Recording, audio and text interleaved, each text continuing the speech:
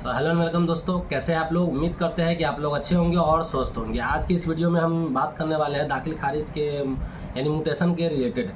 आज की इस वीडियो में हम बात करेंगे, जैसे पिछली वीडियो में ही मैंने बात की थी कि दाखिल खारिज ऑनलाइन जब अप्लाई करते हैं, ऑनलाइन अप्लाई कर देते हैं तो उसके बाद किसी कारणों से हमारा जो दाखिल खारिज का म्यूटेशन का ऑनलाइन है वो रिजेक्ट कर दिया जाता है। सूचना दी जाती है, रिजेक्शन के कारण भी बताए जाते हैं और कर्मचारी द्वारा सीईओ द्वारा इस सूचना भी बताई जाती है, आपको सूचना भी दी जाती है कि आपका दाखिल खारिज यानी म्यूटेशन जो है किस कारण से रिजेक्ट किया गया है। मगर वो कारण जो होते हैं हमें समझ नहीं आते हैं और उसका कारण का जो कारण है किस कारण से आया वो भी पता नहीं चलता है, और क्या उसका सॉल्यूशन करें ये भी पता नहीं चलता है। उसके लिए हमें कर्मचारी के ऑफिस में या फिर सीईओ के ऑफिस में जाकर इस चीज़ का पता लगाना पड़ता है, जिससे बहुत सारी परेशानी होती है। कभी सीईओ रहते नहीं है, कभी कर्मचारी मिलते नहीं है। ये सारी परेशानियों का सामना हमें करना पड़ता है। तो ये सही परेशानियों का हल लेकर हम अपनी वीडियो के ज़रिए आपको बताते हैं कि जो रीज़न आते हैं उनका कारण क्या है और उनका जो सॉल्यूशन क्या है, वो भी सारी जो जानकारी मैं आपको अपने चैनल पर अपलोड कर देता हूँ रोज़ाना। तो अगर आपके साथ भी कुछ ऐसा हो रहा है, यानी कोई म्यूटेशन आपने अप्लाई किया है और उसका जो एप्लीकेशन है रिजेक्ट कर दिया गया है किसी कारण को लगाकर, और उसका कारण आपको समझ नहीं आ रहा है, तो आप हमारी वीडियो को देख के उस कारण को समझ सकते हैं खुद ही से। तो मैं निवेदन करता हूं कि इस वीडियो को जो है पूरा देखें ताकि जो जानकारी है आपको पूरी मिल सके। वीडियो में आगे बढ़ने से पहले हमेशा की तरह आपसे एक निवेदन है कि जिन्होंने भी हमारे चैनल को सब्सक्राइब नहीं किया और चैनल पर नए हैं और ये वीडियो पहली बार देख रहे हैं, यानी हमारे चैनल में जो भी वीडियो अपलोड होते हैं उनमें से ये पहला वीडियो आपका है, आप पहली बार देख रहे हैं तो हमारे चैनल को सब्सक्राइब करना ना भूलें, ताकि इसी तरह की जो नई वीडियो की इन्फॉर्मेशन होती है सबसे पहले आपको मिल सके। तो बिना देरी किए बताते हैं रिजेक्शन के कारण और उसका सॉल्यूशन। तो दोस्तों, जैसे कि पहला जो रीज़न आया हुआ है आपकी स्क्रीन पर भी जैसे शो हो रहा होगा कि पहले रीज़न का मतलब, पहले रीज़न पढ़ के बताता हूँ, उसके बाद उसका मतलब आपको बताऊंगा मैं।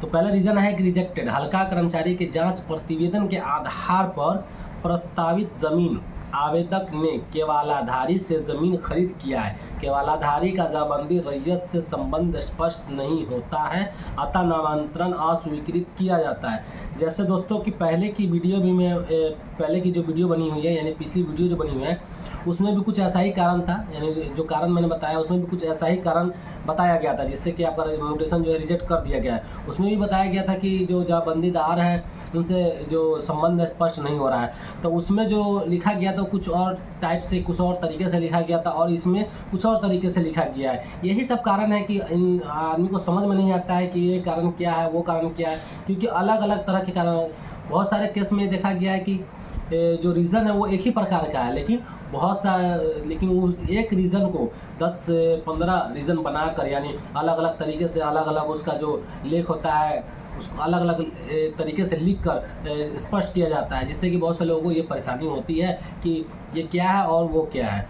तो हम इसी सब जानकारी को अपने वीडियो के ज़रिए देने की कोशिश करते हैं। तो इसमें भी बताया गया है कि जो ज़मीन आपने ख़रीदा है, जो केवालाधारी है जिसने ज़मीन आपको बेचा है, वो जो मेन जमाबंदीदार है, जिनके नाम से जमाबंदी कायम है, यानी जो विक्रेता है उनके नाम से जमाबंदी कायम नहीं है, किसी और के नाम से जमाबंदी कायम है, तो उनका और केवालाधारी का यानी विक्रेता का जमाबंदी स्पष्ट, यानी रिलेशन स्पष्ट जो है नहीं हो रहा है, क्या रिश्ता है दोनों के बीच में। इसी के लिए ये जो म्यूटेशन जो है रिजेक्ट कर दिया गया है। इसका सलूशन क्या है? सलूशन विक्रेता का आपको वंशावली बनाकर, यानी वंश वृक्ष भी कहा जाता है, जो रीज़न आपके आते हैं उसमें कभी कभी लिखाया जाता है कि वंश वृक्ष की मांग की गई है, तो वंश वृक्ष होता है वंशावली। आपको वंशावली पेश करनी होगी बनवाकर विक्रेता का वंशावली बनाना पड़ेगा। जमाबंदी जार है और जो विक्रेता है उनका जो रिश्ता है वो स्पष्ट हो जाए पूरी तरीके से वंशावली के द्वारा, तभी जाकर आपका जो ऑनलाइन का म्यूटेशन है वो प्रोसेस में डाला जाएगा दोबारा से। अगर प्रॉपर तरीके से रिजेक्ट हो जाता है तो नया ऑनलाइन करना होगा, अगर ऑब्जेक्शन में है तो आपको उसी पर आपको ये जमा करा देंगे, तो ऑब्जेक्शन हटा के आपका जो प्रोसेस है वो आगे की तरफ तो आपका जो प्रोसेस है वो पूरा किया जाएगा। तो दोस्तों, दूसरा कारण भी बिना देरी के दूसरा कारण भी आपको हम बताते हैं। तो दोस्तों, दूसरा कारण ये है, दूसरा कारण जैसे कि आपके स्क्रीन पे भी शो हो रहा होगा, इसमें दूसरा कारण बताया गया है। पहले मैं वो पढ़ के बताता हूँ, उसके बाद उसका पूरा मतलब बताऊंगा और पूरा उसका सॉल्यूशन भी बताऊंगा। तो ध्यान से इस चीज़ को सुनें। रिजेक्टेड प्रतिवेदनानुसार जमीन आवेदक स्वर्गीय जमाबंदी रैयत के पुत्र से खरीद किया है। खाता 130 का जमाबंदी खेसरा वार रकबा दर्ज नहीं है।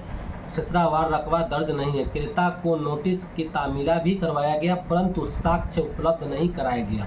उक्त स्थिति में दायर नामांतरण वाद को अस्वीकृत किया जाता है। तो दोस्तों इस रीज़न में 2 से 3 कारण की वजह से रिजेक्ट किया गया है। 2-3 कारण इसमें बताया गया। पहला कारण तो बताया गया है कि मूल जमाबंदीदार कोई और है और विक्रेता कोई और है। ये पहले मैंने आपको बता दिया, उसका सॉल्यूशन भी बता दिया। उसके लिए आपको पहले वंशावली तैयार करवाना होगा विक्रेता का। दूसरा रीज़न इसमें बताया गया है कि जो जमाबंदीदार है जिनसे आपने ज़मीन को ख़रीदा है, उनका जो जमाबंदी कायम पूर्व में जो जमाबंदी कायम है उसमें जो खाता नंबर दिया गया है उसके हिसाब से खेसरा रकबा मिलता जुलता नहीं है।